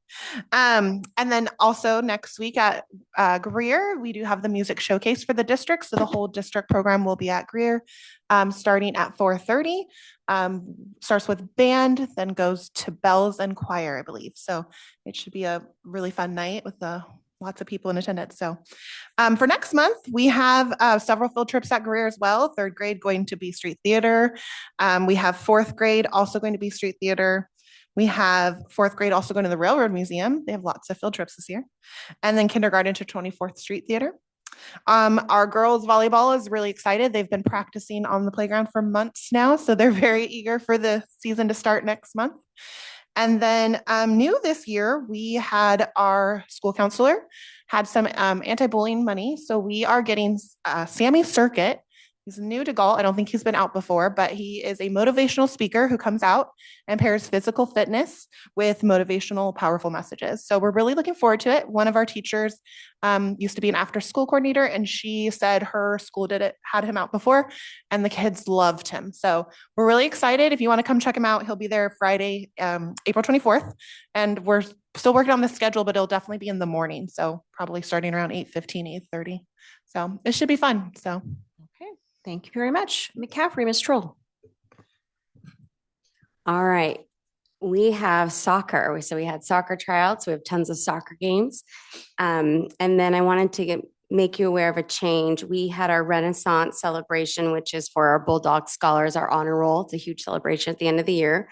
For our trimester 2 grades is going to be changed from the 22nd to Friday, the 10th. So if you want to come out on the 10th. And we also have FFA having their chapter meeting. Okay, great. Thank you. And I wanted to add one last report that we didn't get to the agenda because we were notified late last week. We'd already had the agenda posted, but we received notice that McCaffrey Middle School received California Distinguished School. They significantly improved what they call closing the achievement gap. And so they're measuring this by your dashboard performance in language arts and math. And we significantly increased for English learners in math and ELA, and significantly increased in ELA for students with disabilities. And so McCaffrey was awarded, and we will send a team to Anaheim in April to receive the award. There were only 5 schools in Sacramento County that received this award. Liberty Ranch was one of them. So 2 out of the 5 are from Galt. And this was the year they are recognizing middle school and high schools. Next year, they will recognize elementaries. So just congratulations to McCaffrey and the staff.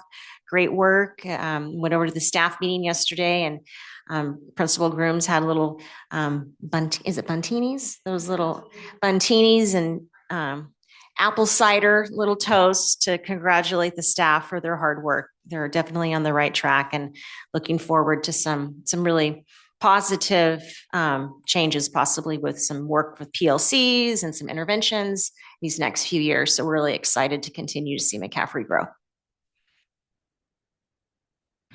Thank you. The consent calendar is next. Do you have anything there that you need to highlight? I do. I have a few that I need to highlight. First, I'll start with donations. Lake Canyon Family Life Christian Church donated $3,100 to support sixth graders to Sly Park. And then we have an out-of-state conference. Mendo, our technology coordinator, will be attending an annual conference in Nevada, Vegas. And then we have sale or disposal of some food and nutrition equipment because of all of the great upgrades that you heard about tonight. We have some old equipment to get rid of. Great. Can I get a motion to approve 242.694? I'll make the motion. I'll second it. Thank you. I have a motion from Annette Kunze to approve item number 242.694, the consent calendar, seconded by Wesley Cagle. Catherine Flores? Or Catherine Aye. Harper? That's fine. Casey Raboy? Aye. Matthew Ward? Aye. Thank you. The motion carries unanimously. 696, consideration of approval of the 25-26 transportation plan. This is an annual item. In 2022, the state budget established a transportation allowance beginning in the 23-24 school year, which they begin to allow 60% of the school district's prior year's home to school transportation expenditures be provided. It's an additional funding. The transportation budget is about 1.8 million.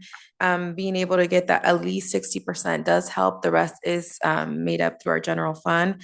As a condition to receive these funds, we have to develop a transportation plan and continue to update it. And this plan, it was provided. It's a routine item. Compared to last year, the only change that we added is number 8 is we provide transportation in outside our district due to specialized programs. We've been doing this, but I just didn't get a chance to update it last year. But we opened position for Class C driver to be able to transport our students that are outside our boundaries, and that we're required to provide services. And we continue to provide services for field trips, after school programs, expanded learning programs, even our summer school program. So our transportation continues to expand, and we are projected to receive our 2 other new buses this in April, coming up soon. Any questions? Can I get a motion to approve 242.696? I'll make the motion. I'll second. Thank you. I have a motion from Matthew Ward to approve item number 242.696, seconded by Casey Raboy. Catherine Harper? Aye. Annette Kunze? Aye. Wesley Cagle? Aye. Thank you. The motion carries unanimously. 242.697, the second interim report, 25-26. Okay, so this is our regular routine financial report that we PowerPoint. She'll bring it up.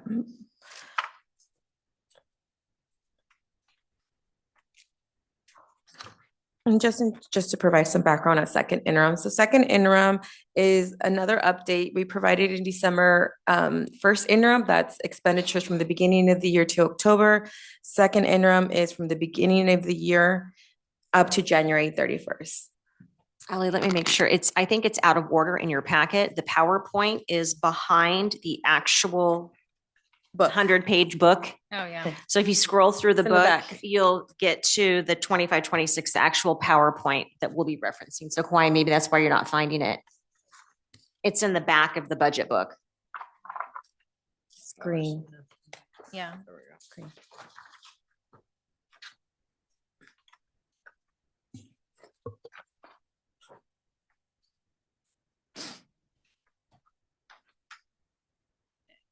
Yeah, so it's Oh, it's just, on the it's at back. the very end of this.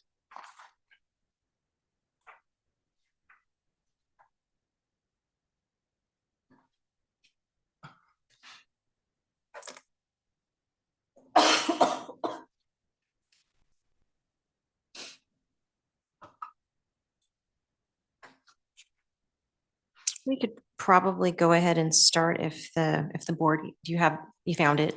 Okay, we'll start while Kawhi's Okay, trying to thank find you. it there. So anymore. Our second interim is reporting expenditures up to January 31st, and based on new information provided from January's governor's budget, we use that information to do our projections, because in every interim we have to provide a multi-year projection for the 3 years. There we go. Our second interim summary. So for this year, a lot hasn't really changed, but we did get new projections for the new year that does change our multi-year projections, which change our reserves amount. The COLA for 26, 27, 27, 28 did decrease, and it is impacting ongoing revenue. Our employee retirement system for STRS did not change, but for PERS, it did change. It decreased by 0.41 for 1 year, but then it goes back up the other subsequent years. Enrollment projections, at the time when we built second interim, we used our conservative numbers based on what we had in our CalPAD certification and what we know. Our enrollment projections at that time was 3,481, and we use that number for out years because the demographer study showed that it was various flat enrollment. However, we are monitoring very closely right now. As Lois mentioned, we are down 200 students. That will change our budget that we present for you in June. So these numbers can even be much more less even than we think. Average daily attendance, again, we projected based on P2 annual of last year. P2 is not due until April, so it's a very conservative approach. We always take that approach just in case we don't want to over project. Since first interim that we presented in December, our unduplicated pupil percentage did increase, slight increase to 61.84. That increased our average rolling. While the district experienced a decrease of 127, it was originally over 200. So we did do some movement, and the percentage increase helps mitigate some of the lost revenue. Plans are in place for the new year to start as early in the summer to get those applications earlier and try to see how we can do better outreach to try to obtain at least close to the 2,100. If we do lose that enrollment, at least 2,000 would be a reasonable unduplicated percentage. Our revenue projected decline by 110,000 for the 26-27 school year, and then the 27-28 to 126 due to that COLA projection. I will show you a slide of the COLA, what that looks like. And again, we did receive the block grant, and we are anticipating to receive more. And we have set aside for those science adoption, development, training, that it continues to be going out throughout the year. So our cost of living adjustment. In first interim, we presented 25, 26, 2.30. Nothing has changed for the current year, but for the out year, we presented in December, it was originally 3.02, it dropped to 2.41. And for 27, 28, it was 3.42, and now it dropped to 3.06. So that does impact our revenue and our projections, and we did reflect that into our multi-year projection, but we did anticipate flat enrollment. This budget does not include any loss of enrollment. So where does most of our revenue come from? I really like this visual because it gives you a picture of how majority of our funding is. We get about $42 million in state funding. It's different components. Majority of it's our base grant, grade span adjustments, 1.5, base grants, 33 million.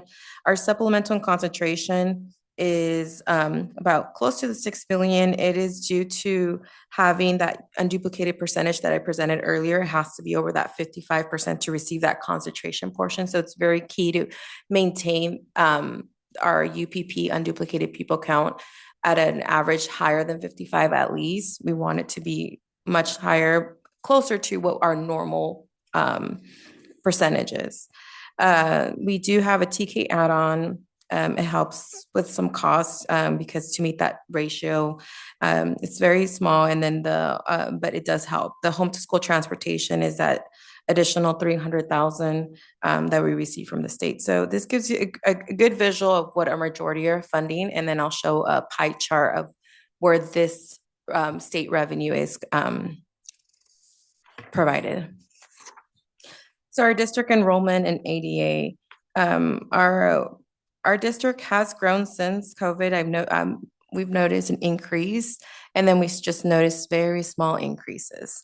As I've shared, we project flat enrollment due to information we have, and then our ADA, which is what we get, how we get funded.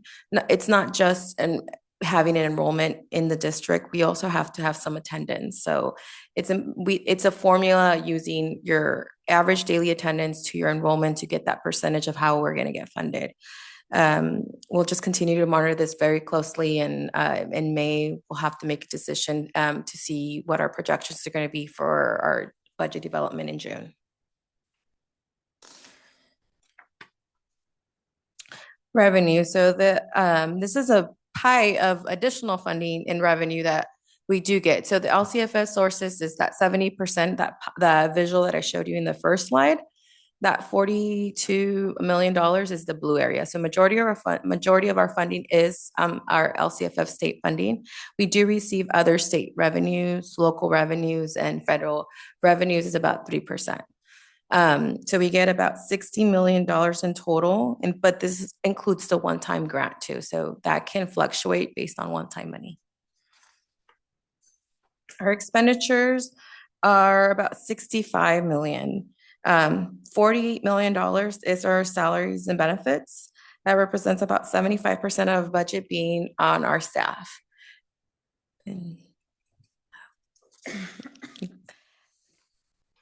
So unrestricted reserve levels. This is a slide to give a visual from what happened in first interim and where we're at now. For the 25-26 school year, due to that decrease in COLA, we are projecting, we're currently at 12.97.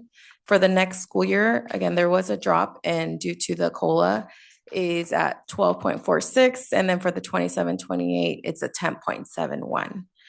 This does not include any current negotiation items that we are working on that will be shared hopefully in the next board meeting, and I will provide an update of what the reserves will look like. Again, that stays in negotiations until we're able to bring it to public. We'll share what that looks like for next month. So for second interim, the district is able to meet all their financial obligations for the multi-year period for our current year and the 2 years out. We have the one-time funds helping us, the property tax revenue, and the higher COLA for this year.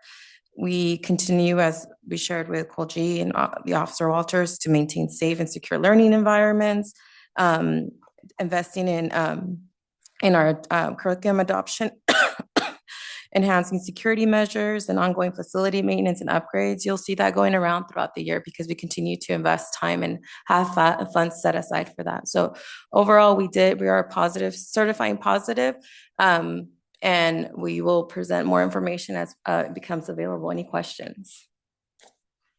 No question, but just one comment I'll make is I know that at the CSBA conference and the forum for talking about superintendent of public instruction, one of the items they talked about was the possibility of, instead of having your funds based off average daily attendance based off of enrollment, which would seem more logical because like, well, you already have to pay for those kids, you've got them enrolled. Correct. And so like, I think if that comes to fruition, that could simplify things. That would be something great because we have to staff, if they're enrolled, we have to staff for them. And it's not like we can't tell a teacher we're not paying you because students are not coming. Yeah. And being able to pass some legislative, I know this has been something we all have advocated, even on the business sides in our conferences. This is something being at least funded in enrollment provides some security measure for the district, for staff, and feel that it's going to be okay. Just going by student average daily, it's P1 and P2 periods, student periods. Just was like, okay, what is it going to look like in the next 3 months? Is it going to be, what are we doing? What can we do better? And I would advocate for that too. Thank you. And then I just had a comment. So this is the governor's budget. My understanding is the legislative analyst office, they're sort of miles apart right now. Legislative analyst office having a much more conservative approach to the budget. So I guess we'll see how that plays out in May as well. Yes. And then the other thing is they're also talking about the Prop 98 maneuvers and I'll hold back on that. So kind of keeping that in. So borrowing, previously paying some of that back, but then borrowing again is my understanding of how And that it's all going works. on. We received notification if it was a deadline this month in a few weeks. The state is doing a deferral for June and asking if basically, do you have enough money to process your payroll for June, your cash flow, and your reserves to maintain that, because we probably will pay around July or August, depending. And we're at a place where, okay, we didn't have to ask for a waiver or exception. But I know the county was pushing, hey, make sure you have enough money to meet your summer payroll. They already told us they're not giving us the money. So it's happening. We're seeing it because they're doing that movement saying, I'll pay you back right now. Let me see how the year ends. Right. But what are the effects if districts don't have the reserves that we have right now? Right. And then the long-term effects of all of that. Yes. Yeah. That was going to be my question, was actually if deferrals, if they had mentioned that again to you, and it sounds like yes, they have, it's actually real. Yes. Yeah. Yes. It yeah. Happens. So the reserve slide that we saw is really not accurate really at all, because like you said, it does not count negotiations. No. And that is something that we can talk about when everything's done. But then how much, if we had to cover June payroll, what is, I'm sorry, I'm like giving you this question, just sort of, I didn't give you heads up, but what is the percentage of our reserve that would be taken up by that? If we had to cover 2 months of payroll, we needed over 9%, close to the 9.5, 9.7%. We don't have that because payroll runs about close to 3 million. And that's without the raise. And so once that raise kicks in, not even our 9% will cover that ongoing amount we need in case there is deferrals and borrow. It would require some borrowing to meet that. And I know you mentioned something else right before payroll. You said something. Just that they're actually saying prepare. They're telling you to prepare. I can't remember what it was. That was my main point, was just trying to figure out what does that translate to? Because we're looking at percentages, which don't tell the whole story. Correct. All the time. And then just kind of trying to understand what that would mean. Yeah. And for us. That's what now I remember. The AB 1200, which is something we present to the board once we've settled negotiations and everything, is they vote on the union. That will indicate our reserve amounts, and I'll share that publicly how that affects. So that slide will be changing. Yeah. It looks high right now, but it's not. Once I already projected numbers, and once we present that publicly. And that's not including that lost in enrollment. 200 students, it's a big impact to our budget. It would be a drastic drop to not our reserves, but meeting the ongoing obligations for out years will impact us a lot. So I hope we get those students. We will be trying to do our end of it and see where we're at in May. I have to make that decision of what number it's going to be for projections to present to you. Yeah. It would be great if they'll show up in August. I mean, ideally at least the same amount, but it's something we'll continue to update the board and keep everybody informed. There's a lot of math that has to be done to that before it's final. Yeah.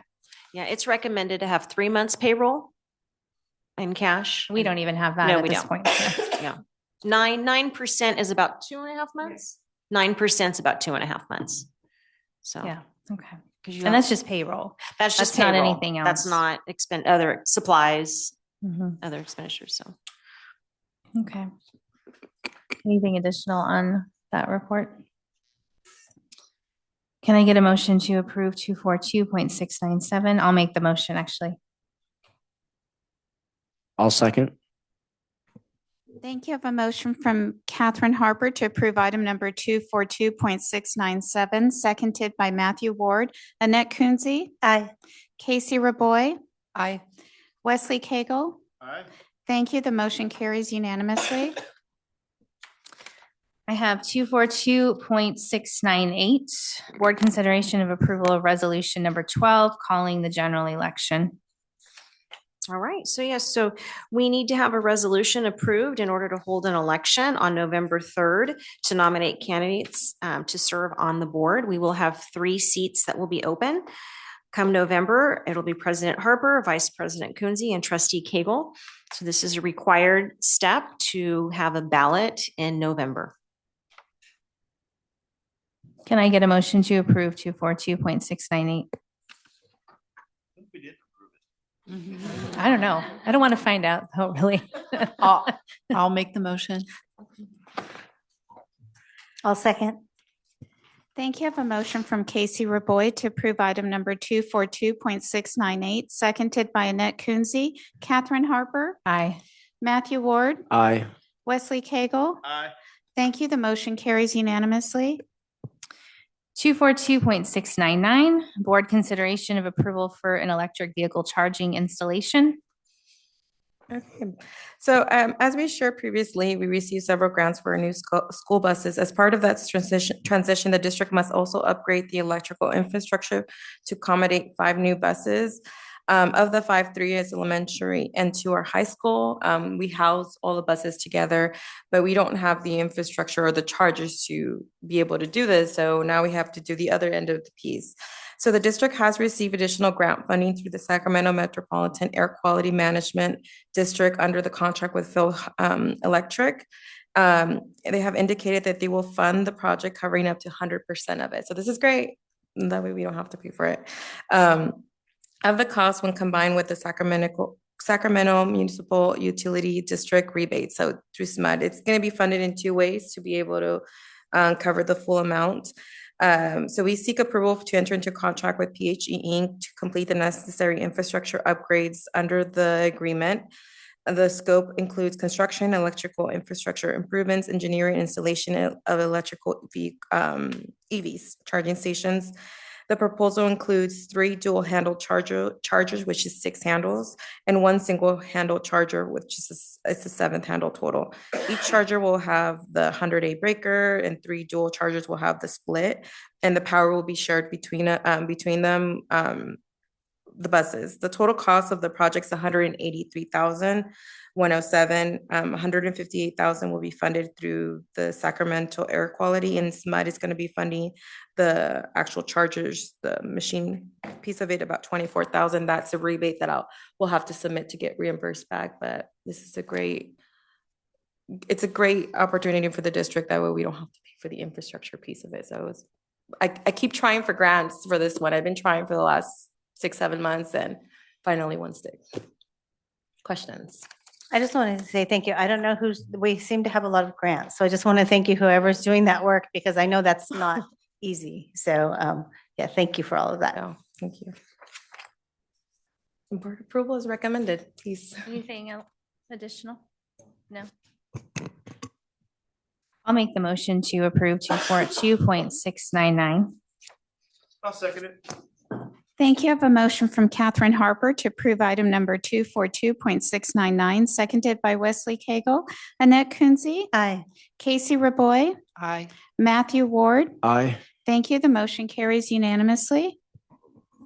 Item 242.700, board consideration of approval of the resolution number 13, accepting final completion of the contract with MCOR Services, Mesa Energy Systems for the CalShape HVAC project. Yeah, so this was also a grant that the district received. In 2023, received a district of $510,000 CalShape grant. It was to provide upgrades to heating, ventilation, air conditioning, and HVAC systems. It's not to give new ones, it's only to upgrade our existing. I tried, but they wouldn't give us new ones. The district entered a contract with MCOR to provide these services. It included filter replacements, HVAC assessments, installation of monitors, general maintenance on our school sites. All the projects were completed by January 5th, and with board approval, the notice will be sent to Sacramento County's records office. And board approval is recommended. Any questions? I'll make the motion to approve 242.700. I'll second. Thank you. I have a motion from Catherine Harper to approve item number 242.700, seconded by Casey Raboy. Annette Kunze? Aye. Matthew Ward? Aye. Wesley Cagle? Aye. Thank you. The motion carries unanimously. 242.701, first reading of board policies. All right, thank you. This is with the recent release of some updated policies. This will be a team effort. Cabinet taking different policies to give you a brief summary of what has changed. I think the first one is Ally. So the new administrative regulation for inventories 3440, there was a change.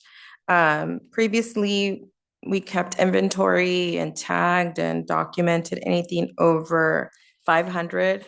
Well, the cost of goods and everything have increased. So they have been evaluating the amount. We've been doing this because we received the notice. I know CSBA just updated this, but they provided us a notice at the beginning of the year. County did. The county office said, hey, it's switching from 500 to 1,500.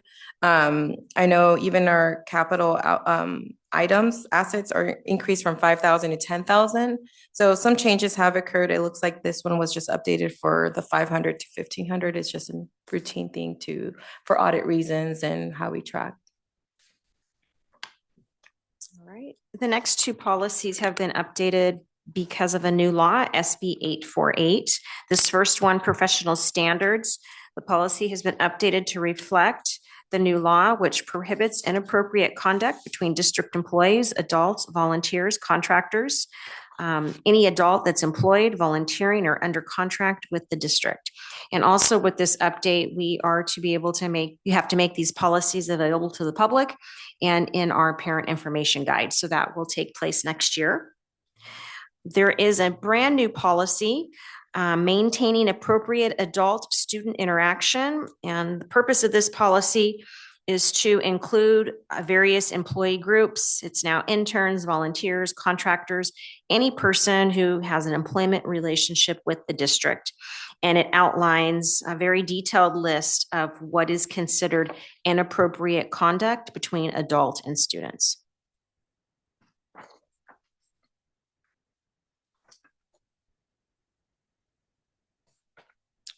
So I think, I have one more, sorry. All right, this is a quick update on here. We are going to recommend option 1. This is related to employee property reimbursement, that we would not reimburse employees for personal property that may be stolen or destroyed or damaged while bringing it to work. And that's currently pretty much what we have in policy as well. All right, I'm up next. So the next policy, board policy and administrative regulations that we're bringing for updates are the suspension, expulsions / due process. Both the board policy and administrative regulations are being updated. What has been added is off-campus behavior may result in disciplinary action if it disrupts district programs. On a case-by-case basis, board may recommend restorative justice recommendations specific to expulsion matters. There is new law requirement that requires a rehabilitative plan at the time of an expulsion with very specific components, including a periodic review and preliminary assessment for readmission 45 days prior to the end of the expulsion term. That is a new requirement. Also amends conditions on when a board may deny readmission, and deniable cannot be based on lack of opportunities, financial or transportation issues for the student and or family. All right, number 6, freedom of speech and expression has been updated to state the board's committed to providing a welcoming, safe, and supportive school environment that protects students from discrimination, harassment, intimidation, and bullying or other types of expression prohibited by law. Students shall have the right to exercise freedom of speech. And then there's a suggested list of some restrictions that could be included for freedom of speech. Basically, things that could be obscene, slanderous, things that could incite disruption, discriminatory or harassing, substantially disrupts the orderly operations of the district, things like that would not be considered freedom of speech. Okay, I have. And then I think it's curriculum physical- director. So we have Stephanie, physical education. Yeah, physical education and activity. It's board policy 6142.7. Both the policy and the administrative regulations have been updated. The policy has been updated to reflect that districts are required to grant students an accommodation in connection with physical activity during PE, during periods of religious fasting, and that students receive an alternative activity or an assignment during this time. Also, superintendents now can offer an alternate term schedule for middle school PE choices, and they did attach regulation for the components of that schedule. And then the policy is updated to reflect the requirement that districts implement extreme weather protocols that incorporate the California Department of Education standards, and that we have to review those annually. The regulation includes the definition of the extreme weather. All right, sorry about that, Stephanie. No, it's okay. I don't mind. Okay. Board policy and administrative regulations 6146.3. I'm going to totally butcher how to say this. Reciprocity. I did try to practice saying that, of academic credit. We have deleted language that is related to transfer of coursework. The language that was written in the recommendation and in previous policies was related to high school. So both board policy and administrative regulations have been updated for that purpose. The next policy and administrative regulations is 6173, education of homeless children. The board policy has some minor grammatical edits. The administrative regulations, we have removed the language relative to high school and transfer of credits or coursework. And the exhibit, it has been updated. Again, a minor grammatical update to change the word, change oral to verbally. Just minor edits to that policy. The education for foster youth, board policy and administrative regulations 6173.1. Again, the board policy is minor grammatical edits. The administrative regulations have been updated with a definition of student in foster care, which also includes a child who is detained in a county-operated juvenile detention facility or the subject of a juvenile court petition and has been identified by the Child Welfare Agency, Probation Department, and is at imminent risk of removal and placement in foster care. Also, if a foster youth is attending a non-public school, that placement is considered the school of origin, and they would be able to continue in that placement if they were relocated to a different foster placement. Also, there is updated language in the administrative regulations. Any intercession type programs, foster youth are given priority. The last board policy and administrative regulation that I have to report on is 6173.2. This is education of military families. This language update, it's the board recognition of the challenges that are present for military families when they have, and students, and on their academic success with the relocation. Therefore, it grants districts discretion on the enrollment, graduation, and extracurricular requirements to put some waivers in place for students of military families. In addition, it requires the district to collaborate to facilitate smooth transitions for students that have to relocate, and a requirement for the district to report to the board on the outcomes of military families, for example, attendance or achievement results. The regulations have been updated to reflect that. So additional guidance for families to meet residency enrollment requirements, Also for districts, if there is a family moving in that has a child on an IEP, ensuring prompt measures to obtain records so that students can continue to have seamless access to their services. All right. Thank you. The last four are related to board meetings and updated to reflect new law SB 707. First one, meetings and notices. Permits a remote board meeting based on a proclaimed state of emergency or local emergency without the requirement to post the physical location of board members. Also updated to delete material related to traditional teleconferencing by individual board members due to just cause. All of that has been moved to the next bylaw, which is remote meetings and attendance. This is a brand new bylaw that we currently do not have. And it outlines when you can have a board member attend remote and participate as an accommodation due to just cause. That can be twice a year. And then also when a board member can attend remotely during a state of an emergency without posting location. And then we have bylaw for agenda meeting materials. Updated to state that public comment includes clarification that the agenda provides members of the public the opportunity to address the board on any agenda item, including items to be considered in closed session or items on the consent calendar.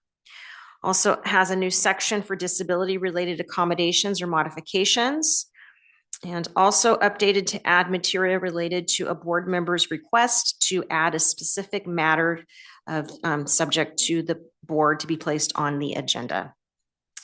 And meeting conduct is the last bylaw, clarifies the chair governing board, which is our president, shall conduct the meetings. If the board president is absent, it would be another board member, which in our case is vice president. It also adds a new section on board meeting disruptions. New court case requires that the board, the legislative body, clear the meeting room when a meeting is willfully disrupted and order cannot be restored by removing the disrupted individuals, and does not permit the board to relocate the meeting to a different room in lieu of clearing the meeting room due to a disruption.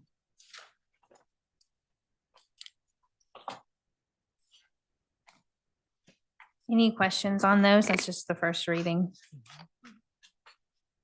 Okay. Thank you. We'll bring these back to the board next month for action. Okay. Next we have public comments for topics not on the agenda. Do we have any public comments? Okay. Veronica Kaufman.